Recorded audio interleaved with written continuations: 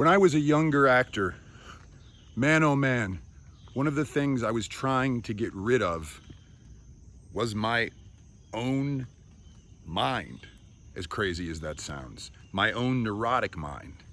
I had this idea of what the character was supposed to be, what the character was supposed to feel, what the character was supposed to think.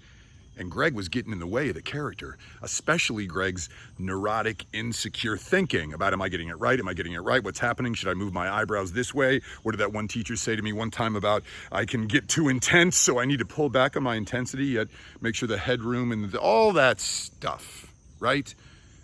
And I'm here in the woods. It is a beautiful, real morning filled with slipping and sunlight. And a misty morning. I mean, it's just absolutely phenomenally gorgeous out here.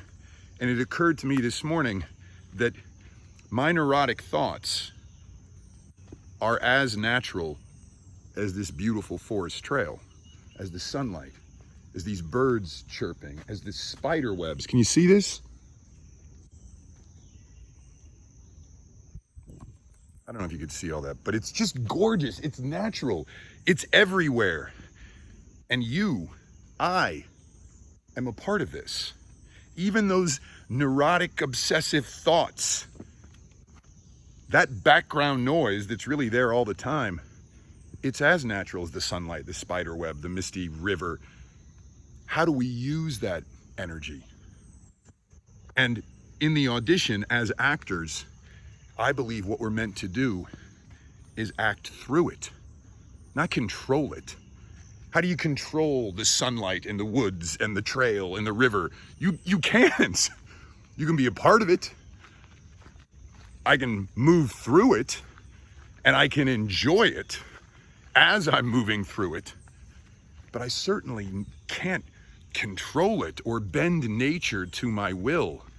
So in the audition scene, I believe we want to do one very specific, honest thing that's in line with the intentions of the script. We choose that very specific thing. It's going to be about comforting a loved one, let's say. This scene is about comforting a loved one, and I'm going to do it in a very specific way, as if my brother is at the lowest point of his life because of something he's going through, and I want to comfort him. And that's what I'm going to do to that reader. There's a jogger coming by here, so you'll see him pass by as he goes, which is part of life. Me making this video is part of life. The birds and the people running by. Good morning. Have a good one.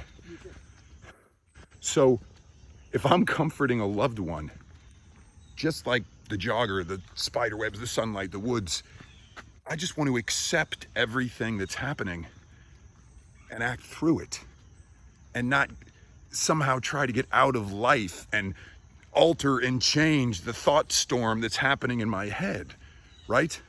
If I have the reader, I want to look the reader in the eye and I've memorized the words or I'm grabbing the words from someplace, but it's all about what I'm doing. And I'm acting through all the chatter and all this stuff. Now, I don't have a reader here with me in the woods, but I can picture my brother in my mind. I don't want to try to picture him like walking around out here. I just see him in my mind. And I can try to comfort him. I can really imagine this very specific thing I'm imagining he's gone through and really trying to comfort him. And then I'll just, go into a monologue here.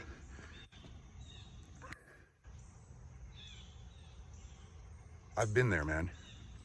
I promise you, brother, I have been there. You are going to get through this. Look at me.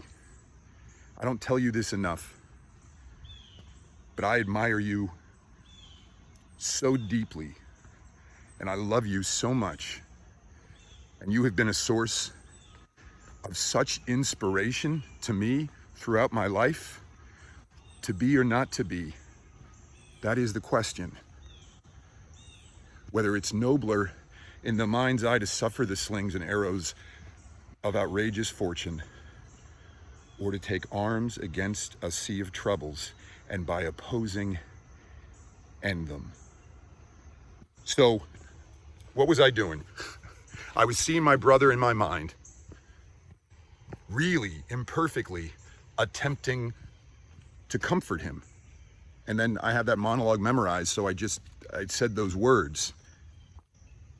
And that's the art of acting. That's the art of auditioning.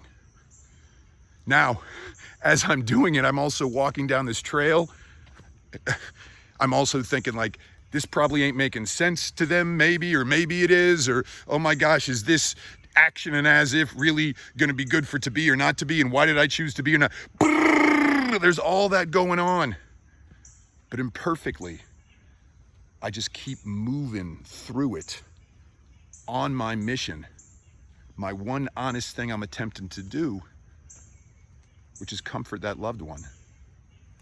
Now I can play with other actions and as-ifs to create other illusions of character if I was really, doing that monologue.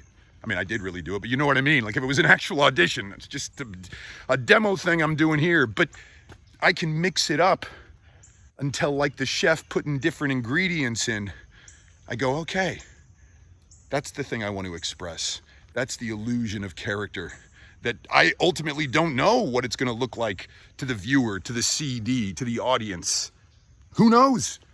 They're going to create their own illusion of character because the illusion of character doesn't happen in the mind of the actor. I don't have to believe anything. I just have to do it. We want to focus on what we have power over in the audition. And I don't have power over controlling most levels of thought and my feelings, but that's what I was doing when I was a younger actor. Instead of just moving towards something, because we have power over that. We can move towards something and we can have an attitude, but instead of doing that, I would just get inside myself and judge it and try to, like, again, control nature instead of ride nature, be a part of nature, accept nature. The audition is an act of radical acceptance. Life is an act of radical acceptance. The audition wants to be a naturally occurring art, not an intellectual, ego-based proposition, right? Let it rip.